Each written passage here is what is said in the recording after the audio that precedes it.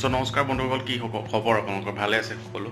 আৰু আজি এটা ফ্ৰেছ টপিক আপোনালোকৰ লৈ আহিছোঁ। আজি টপিকটো হ'ল আপোনালোকৰ মাজত মই উপস্থাপন কৰিম, সবিশেষ গোটেই ডিটেইলছখিনি দিম FIR ওপৰত।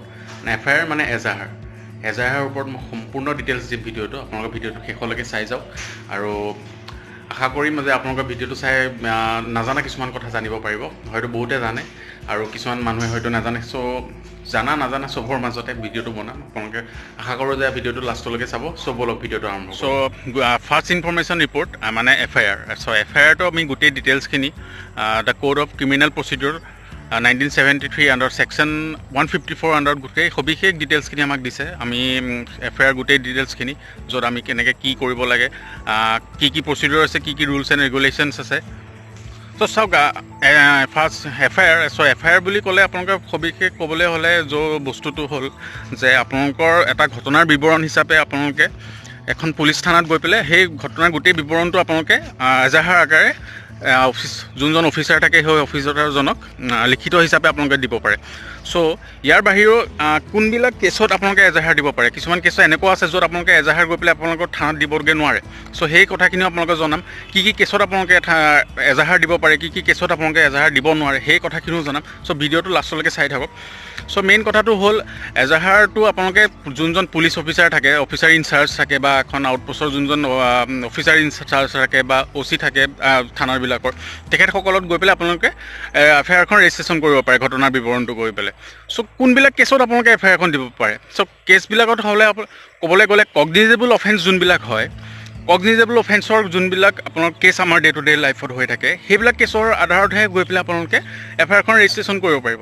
যে কগনিজেবল অফেন্স বুলি ক'লে কি বুজে, সেই গোটেই ডিটেইলছখিনি মই আপোনালোকক দিম ভিডিঅ'টোৰ মাজত। চ' ভিডিঅ'টো আপোনালোকে কোনো ধৰণৰ স্কিপ নকৰাকৈ শেষলৈকে চাই থাকক।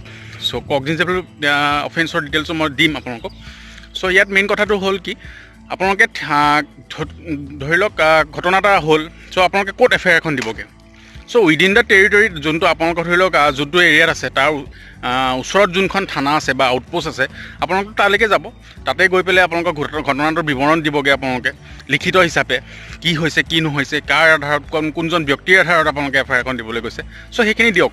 দিয়াৰ পিছত এনেকুৱা কিছুমান ঘটনা হৈছে য'ত, মই অকল আমাৰ অসমত বুলিয়ে কোৱা নাই, ভাৰতবৰ্ষৰ বিভিন্ন ঠাইত, য'ত আপোনালোকৰ এনেকুৱা কিছুমান ঘটনা হৈছে য'ত ধৰি লওক যোনজনে FIR দিব তেখেতে উইদিন দ্য টেৰিটৰীত গৈ পেলাই সেই FIRখন দিয়া নাই, মানে আউটছাইড গৈ পেলাই তেখেতসকলে FIRখন দিবলৈ চাইছে। কিন্তু তাত গৈ পেলাই পুলিচ অফিচাৰ কিছুমানে, আপোনালোকৰ এনেকুৱাও কেছো হৈছে য'ত পুলিচ অফিচাৰে তেখেতসকলৰ FIRখন ল'বলৈ মানে ৰিফিউজ কৰিছে FIRখন।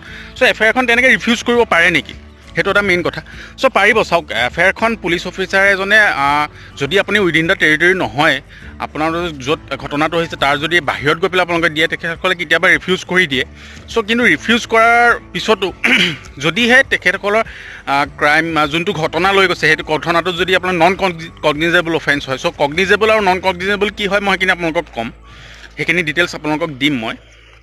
আৰু যদিহে আপোনালোকে আউটছাইড, মই কৈছোঁ আউটছাইড দ্য এৰিয়াত গৈ পেলাই যদি আপোনালোকে দিছেগৈ, কিছুমান ক্ষেত্ৰত এনেকুৱা হয়, ধৰি লওক ঘটনাটোৰ বিৱৰণটো ওচৰত যোনখন থানাত আছে তাত দিব নোৱাৰে, কিছুমান বিভিন্ন ধৰণৰ প্ৰেছাৰ আহে, তেতিয়া ধৰি লওক আপুনি বেলেগ এখন থানাত গৈ পেলাই এজাহাৰখন দিব পাৰিবনে নোৱাৰে, সেইটো এটা বিগ কুৱেশ্যন হয়। চ' আপোনালোকে পাৰিব। ছুপ্ৰিম কোৰ্টে এনেকুৱা কিছুমানত বহুত ধৰণৰ কেছত আপোনালোকে কৈ থৈছে ছুপ্ৰিম কোৰ্টে, যে আপোনালোকৰ যদি উইদিন দ্য টেৰিটৰীও নহয়, আউটছাইড দ্য টেৰিটৰী যদি হয়, মানে আপোনালোকৰ এৰিয়াৰ বাহিৰতো যদি আপোনালোকে FIRখন দিয়ে, তেতিয়াহ'লে মাষ্ট সেই পুলিচ অফিচাৰজনে হওক বা কনষ্টেবলজনে হওক FIRখন লজ কৰিবই লাগিব, আপোনালোকৰ ৰাখিবই লাগিব।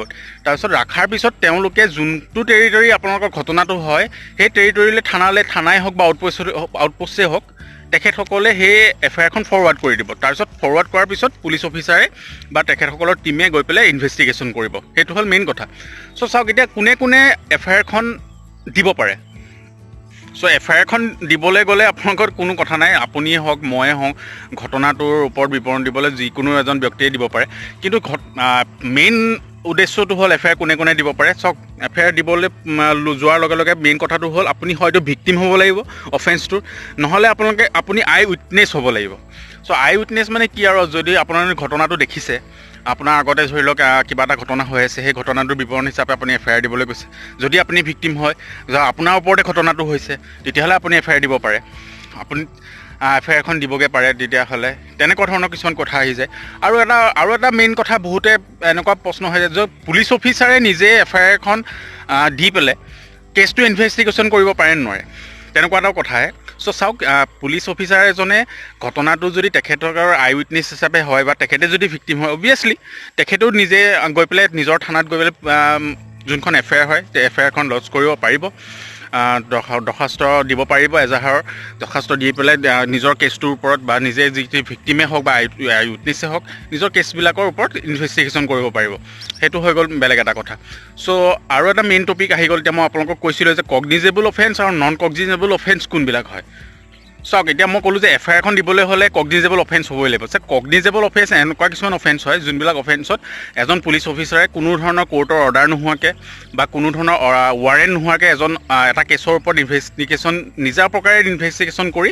মানুহজনক এৰেষ্ট কৰিব পাৰে সেইটো হ'ল এইটো পাৱাৰ থাকে এজন পুলিচ অফিচাৰৰ কগনিজেবল অফেন্সৰ ক্ষেত্ৰত যেনেকৈ ধৰি লওক ৰেপ কেছ হ'ল মাৰ্ডাৰ কেছ হ'ল ডকাইটি হৈ গ'ল ধৰি লওক চুৰি কেছ হৈ গ'ল এনেকুৱা ধৰণৰ বিভিন্ন কেছবিলাকৰ ক্ষেত্ৰত আপুনি যদি এখন এফআইআৰ দিয়েগৈ সেই এফআইআৰখন আধাৰৰ ভিত্তিত গোটেই ঘটনাটোৰ ইনভেষ্টিগেশ্যন কৰি কোনো কোৰ্টৰ অৰ্ডাৰ নোহোৱাকৈ বা ৱাৰেণ্ট নোহোৱাকৈ তেখেতসকলে পুলিচ অফিচাৰজনে গৈ পেলাই সেই যোনজন ক্ৰিমিনেল আছিল ক্ৰিমিনেলজনক এৰেষ্ট কৰিব পাৰিব সেইটো হ'ল কগনিজেবল অফেন্স এতিয়া আহিছোঁ নন কগনিজেবল অফেন্সলৈ চ' নন কগনিজেবল অফেন্স বুলি ক'বলৈ হ'লে আপোনালোকে ডাইৰেক্ট গৈ পেলাই এফআইআৰ দিব নোৱাৰে নন কগনিজেবল অফেন্সবিলাকক আৰু আপোনালোকে এফআইআৰখন দিব নোৱাৰে সেইটোতো বেলেগ কথাই আৰু তাৰ উপৰিও নন কগনিজেবল অফেন্সবিলাক এনেকুৱা ধৰণৰ অফেন্স যোনবিলাক ধৰি লওক আপুনি সাধাৰণতে ক'বলৈ গ'লে ডিফেমেশ্যন মানে যোনটো মানহানি কেছ হৈ গ'ল পাব্লিক নিউচেঞ্চ ধৰি লওক ফৰ্জাৰী হৈ লওক এনেকুৱা কিছুমান ধৰি লওক কেছবিলাক থাকে য'ত পুলিচ অফিচাৰজনে উইদাউট মেজিষ্ট্ৰেট ৱাৰেণ্ট মেজিষ্ট্ৰেটৰ মানে কি আৰু ৱাৰেণ্ট বুলি মেজিষ্ট্ৰেট ৱাৰেণ্ট নহয় উইদাউট ৱাৰেণ্ট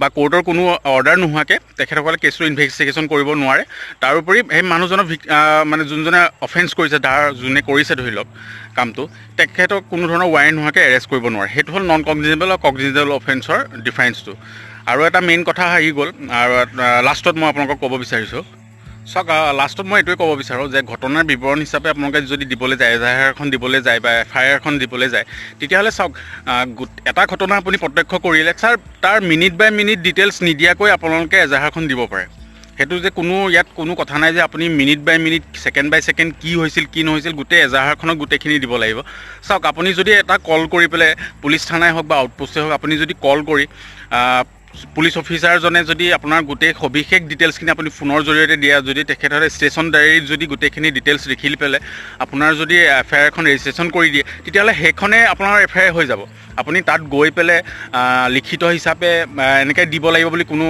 কথা নাই ইয়াত আমাৰ ৰুলছ এণ্ড ৰেগুলেশ্যন নাই হ'লেও যদি থানাত গৈ পেলাই আপুনি ইনফৰ্মেশ্যনটো দিয়ে তেতিয়াহ'লে বেছি ভাল তেতিয়া ইনভেষ্টিগেশ্যনবিলাকো ধৰি লওক সোনকালে হয় চ' তেনেকুৱা ধৰণৰ প্ৰচিডিউৰবিলাক থাকে আৰু মানে কি আৰু এফআইআৰ বুলি ক'লে মানুহে সদ্যহতে এজাহাৰ বুলিয়ে জানে তাৰ লগত ৰিলেটেড ধৰি লওক কিছুমান ৰুলছ যিখিনি আজি মই আপোনালোকক ৰুলছ এণ্ড ৰেগুলেশ্যন ক'লোঁ সেই ৰুলছ এণ্ড ৰেগুলেশ্যনখিনি ধৰি লওক সকলোৱে নাজানে চ' আপোনালোকক মই কিবা এটা আভাস দিব বিচাৰিলোঁ যাতে আপোনালোকে এফআইআৰ বিষয়ে বিভিন্ন ধৰণৰ নলেজ কিছুমান পাবলৈ পায় আৰু এই ভিডিঅ'টো জৰিয়তে মই আশা কৰিছোঁ যে আপোনালোকে নাজানা কথা কিছুমান বহুতখিনি জানিব পাৰিছে এই ভিডিঅ'টোৰ জৰিয়তে আৰু এনেকুৱাই ধুনীয়া ধুনীয়া ভিডিঅ' আপোনালোকৰ মাজলৈ লৈ আহিম চ' মোৰ ভিডিঅ'বিলাক চাই যাব ছাবস্ক্ৰাইব কৰি যাব মোৰ চেনেলবিলাক আৰু চেনেলটো চ' লাইক কৰিব শ্বেয়াৰ কৰিব লগতে চ' ইমানখিনিয়ে থাকিল আৰু যিমানে যি নহওক আপোনালোকে যদি আপোনালোকৰ সমাজত কিবা এটা অন্যায় হৈ থকা দেখিছে তেতিয়াহ'লে মাতক নিজৰভৱীয়াকৈ কিবা এটা যদি আপোনালোকৰ ওচৰে পাজৰে হওক নিজৰ গাঁৱতে হওক নিজৰ অঞ্চলতে হওক নিজৰ য'ত আৰু আপোনালোকে যদি আই উইটনেছ হিচাপে কিবা এটা ক্ৰাইম হৈ থকা দেখিছে তেতিয়াহ'লে এফআইআৰ আপোনালোকে দিব পাৰে ওচৰৰ এখন আউটপোষ্টক কেনেকৈ দিব লাগে কি দিব লাগে ক'ত দিব লাগে গোটেইখিনি ডিটেইলছো মই দিলোঁ মুঠতে ক্ৰাইম ফ্ৰী এখন আমাৰ দেশ হ'ব লাগে লগতে আমাৰ অসমখন ক্ৰাইম ফ্ৰী হ'ব লাগে যাতে সকলো পুৰুষ মহিলা সকলো ধুনীয়াকৈ ইয়াত থাকিব পাৰে চাওক কৰোণাই গোটেইখিনিতো শেষ কৰি দিছে লগতে ক্ৰাইমবিলাকো আজিকালি ডে বাই ডে ইনক্ৰিজ হৈ আহিছে চ' আমি যিমান পাৰোঁ সিমান আৰু ডিক্ৰিজ কৰিব লাগে ক্ৰাইমবিলাক চ' আপোনালোকে যদি মাত নামাতে কোনেও যদি মাত নামাতে তেতিয়াহ'লে ক্ৰাইম ব্ৰেক ইনক্ৰিজ হৈয়ে গৈ থাকিব চ' এতিয়া সেইকাৰণে মই আপোনালোকক এটা আভাস দিছোঁ এফআইআৰৰ ওপৰত কেনেকৈ আপোনালোকে এফআইআৰখন দিব লাগে কেনেকৈ ক'ত গৈ পেলাই আপোনালোকে এফআইআৰখন দিব এফআইআৰ মানে কি বুজায় তাৰ আণ্ডাৰত কি ৰুলছ এণ্ড ৰেগুলেশ্যন আছে মই সেইখিনি আপোনালোকক বুজাইছোঁ চ' আপোনালোকে ভিডিঅ'টো হয়তো চাই ভাল পালে শেষত সকলোকে ধন্যবাদ জনাইছোঁ আৰু এনেকৈ ধুনীয়া ধুনীয়া ভিডিঅ' পাই থাকিব মোৰ চেনেলটোত চ' ছাবস্ক্ৰাইব কৰিবলৈ নাপাহৰিব ধন্যবাদ